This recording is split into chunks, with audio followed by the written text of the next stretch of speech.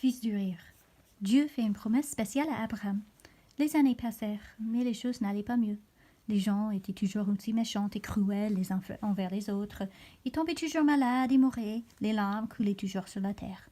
Dieu n'aurait jamais voulu que cela se passe ainsi dans le monde qu'il avait créé. Mais Dieu se préparait à agir. Il allait réparer ce qui était cassé et il allait le faire à travers une famille. Abraham demanda à Dieu « Combien est-il d'étoiles ?» Et Dieu était sur le point de révéler un secret extraordinaire à son ami. Voyons, répondit Abraham en se retroussant les manches. Et toi? As-tu déjà essayé de compter les étoiles? Oui? Alors, tu sais combien c'est difficile. 993, 994, 997. Non, attends. 1, 2. Bien sûr, il n'arrêtait pas de se tromper en comptant. Il y en a trop, dit-il. Tu sais quoi, dit Dieu, en riant.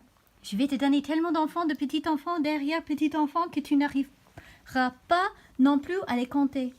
Abraham trouva l'idée si extraordinaire qu'il ne peut s'empêcher de pouffer de rire pour vite s'arrêter. Comment pourrait-il avoir une famille? Faut pas rêver. Il n'avait pas d'enfants, encore moins de petits-enfants. Il essuya une larme.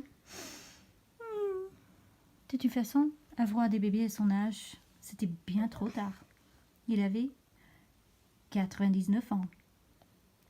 Qu'est-ce que Dieu voulait dire par là? Abraham, dit Dieu, fais-moi confiance. Alors Dieu expliqua à Abraham son plan secret de sauvetage. Abraham, je vais agrandir ta famille, lui promit Dieu, à tel point qu'un jour tes descendants seront encore plus nombreux que toutes les étoiles dans le ciel. Et Abraham leva les yeux vers le ciel, parsemé d'une myriade d'étoiles. J'ai choisi ta famille pour être une famille précieuse, mon propre peuple. À travers toi, tous les habitants de la terre seront bénis. C'était une promesse incroyable. Dieu allait sauver le monde à travers la famille d'Abraham. L'un de ses petits-enfants serait l'enfant promis, celui qui porte secours. Mais c'est trop extraordinaire, s'exclama Abraham. Comment cela peut-il être vrai?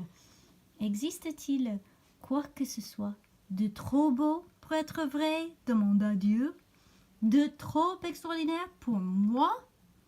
Alors, Abraham eut plus confiance en ce que Dieu disait que en ce que ses yeux pouvaient voir. Il crut.